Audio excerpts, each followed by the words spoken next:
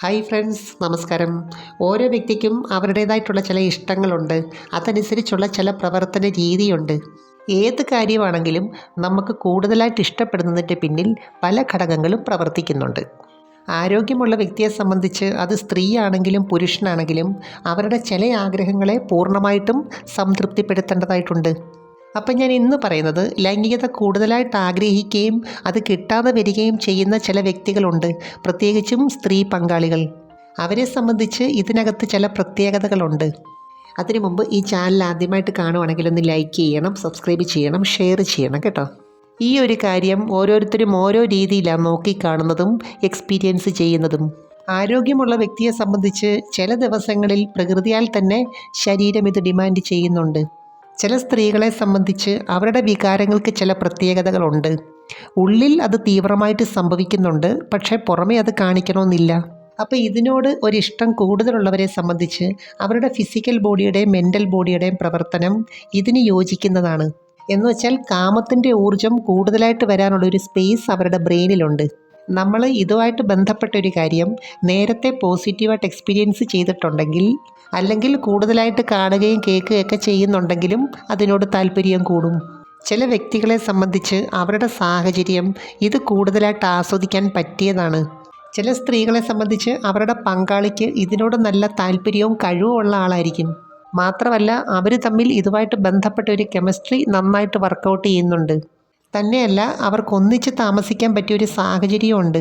എന്നാൽ എല്ലാ സ്ത്രീകളെ സംബന്ധിച്ചും ഇങ്ങനൊരു ഭാഗ്യം ഉണ്ടാകണമെന്നില്ല. ചിലരെ സംബന്ധിച്ച് ഇതുമായിട്ട് ബന്ധപ്പെട്ട സാഹചര്യങ്ങൾ ക്രിയേറ്റ് ചെയ്യുന്നവരുണ്ട്. എന്നുവെച്ചാൽ നമുക്കിപ്പോൾ ഒരു കാര്യം നേടാൻ തീവ്രമായിട്ട് ആഗ്രഹമുണ്ടെങ്കിൽ സബ് കോൺഷ്യസ് മൈൻഡ് അതിനുള്ള വഴികൾ കണ്ടെത്തും.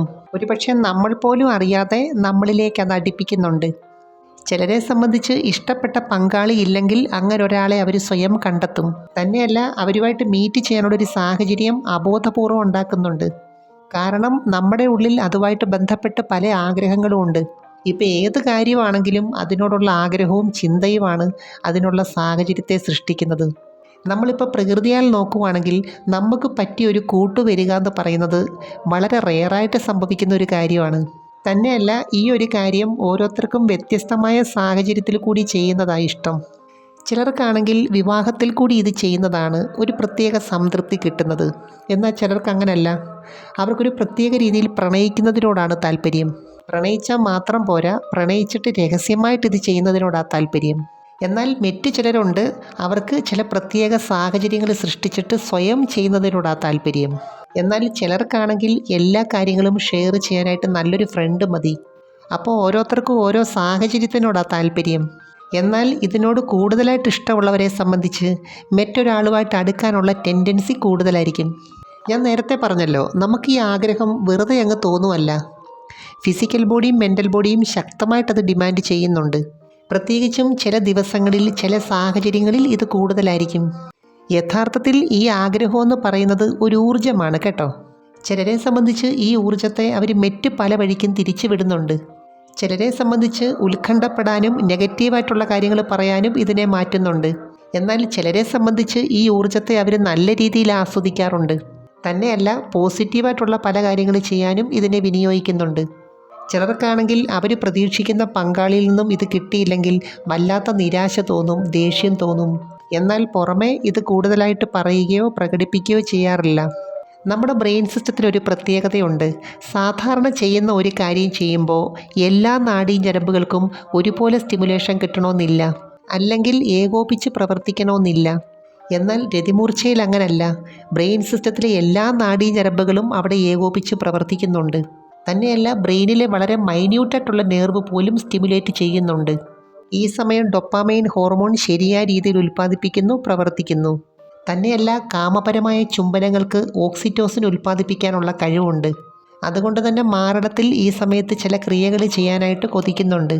നമ്മുടെ ശരീരത്തിൻ്റെ ഒരു പ്രത്യേകത എന്താണെന്ന് വെച്ചാൽ, മനസ്സെന്ന് പറയുന്ന ഊർജം എത്രത്തോളം അവിടെ ഫോക്കസ് ചെയ്യുന്നോ അത്രത്തോളം അവിടെ പുഷ്ടിപ്പെടും. ഇനി പങ്കാളിയില്ലാതെ സ്വയം ചെയ്യുന്നവരെ സംബന്ധിച്ചും ഊർജം അവിടേക്ക് ഒഴുകാൻ തുടങ്ങും. എനിക്ക് തോന്നുന്നു സ്ത്രീകളെ സംബന്ധിച്ച് ഇതുമായിട്ട് ബന്ധപ്പെട്ട് ഒരു വലിയ ലബോറട്ടറി തന്നെ അവരിൽ പ്രവർത്തിക്കുന്നുണ്ട്. അതുപോലെ തന്നെ ഇതിനകത്ത് അവരാഗ്രഹിക്കുന്ന ഒരു സമയമുണ്ട്. ആ സമയത്ത് സംതൃപ്തി കിട്ടുക എന്നുള്ളത് വളരെ സന്തോഷകരമായ ഒരു കാര്യമാണ്. ചുരുക്കി പറഞ്ഞാൽ സ്ത്രീകളെ സംബന്ധിച്ച് അവരുടെ കാമത്തിനകത്ത് സ്നേഹവും വരും. മിക്കവാറും ഉള്ള സ്ത്രീ പങ്കാളികളെ സംബന്ധിച്ച് അവർക്ക് ഏതോ ഒരു കാര്യത്തിനകത്ത് ആത്മവിശ്വാസം കുറച്ച് കൂടുതലായിരിക്കും. അവിടെ കൂടുതലായിട്ട് പെരുമാറുമ്പോൾ പോസിറ്റീവായിട്ടുള്ള പല ഹോർമോണുകളും ബ്രെയിനിൽ ഉൽപ്പാദിപ്പിക്കാൻ തുടങ്ങും. ശരിക്കും പറഞ്ഞാൽ വീണ്ടും ഇതുപോലുള്ള ഒരു സാഹചര്യം സൃഷ്ടിക്കാൻ അവരെ പ്രേരിപ്പിക്കുന്നുണ്ട്. യഥാർത്ഥത്തിൽ ആരോഗ്യവും സൗന്ദര്യവും ലൈംഗികതയും തമ്മിലൊരു ബന്ധമുണ്ട്. എന്നുവെച്ചാൽ മറ്റുള്ളവർ നമ്മളെ ഇഷ്ടത്തോടെ നോക്കുമ്പോൾ നമ്മുടെ ഉള്ളിലൊരു പ്രത്യേക ഊർജം നിറയുന്നുണ്ട്. കാമപരമായ ഊർജം ശരിയായ രീതിയിൽ പ്രവർത്തിക്കുന്നില്ലെങ്കിൽ ആ വ്യക്തി പൂർണ്ണ ആരോഗ്യമുള്ള ഒരാളാണെന്ന് പറയാൻ പറ്റത്തില്ല. ചിലർക്കാണെങ്കിൽ ഈ ഒരു സംതൃപ്തി കിട്ടിയില്ലെങ്കിൽ വല്ലാത്ത വീർപ്പുമുട്ടല. കാരണം ഈ ഊർജം എവിടേക്കോ വന്നിങ്ങനെ നിറഞ്ഞിട്ട് നമ്മളെ ഓർമ്മപ്പെടുത്തിക്കൊണ്ടേയിരിക്കും. നമ്മുടെ ശരീരത്തിൻ്റെ എല്ലാ ഓർഗൻസിനും എല്ലാ നെർവുകൾക്കും ഓരോ ഉദ്ദേശമുണ്ട്. അതുകൊണ്ട് തന്നെ വികാരവും വിചാരവും രണ്ട് തലത്തിലാണ് പ്രവർത്തിക്കുന്നത്. നമുക്കിത് രണ്ടും വേണം. നമ്മുടെ വികാരങ്ങൾക്കും അതിൻ്റേതായ പ്രാധാന്യം കൊടുക്കണം. ചിലർക്കാണെങ്കിൽ ഉത്കണ്ഠയും ടെൻഷനും വിചാരങ്ങളും മാത്രമേ ഉള്ളൂ. നമുക്ക് ആവശ്യമുള്ള ഇഷ്ടപ്പെട്ട ഭക്ഷണം കഴിക്കുന്ന പോലെ ഇതിനും ഒരു പരിഗണന കൊടുക്കണം. ഇനി പങ്കാളിയായിട്ട് ഈ ഒരു കാര്യം ഷെയർ ചെയ്യുന്നില്ലെങ്കിൽ സ്വയമാണെങ്കിലും നമുക്ക് പല കാര്യങ്ങളും ചെയ്യാൻ പറ്റും. അപ്പോൾ ഇതിനകത്ത് നമ്മുടെ സാധ്യതകളെ, നമ്മുടെ സാഹചര്യത്തെ, നമ്മുടെ കഴിവിനെ മാക്സിമം യൂട്ടിലൈസ് ചെയ്യുക. അപ്പോൾ ഇതിനകത്ത് നിങ്ങൾ ഒരിക്കലും മറ്റൊരാളെ കമ്പയർ ചെയ്യരുത്, അനുകരിക്കുകയും ചെയ്യരുത്.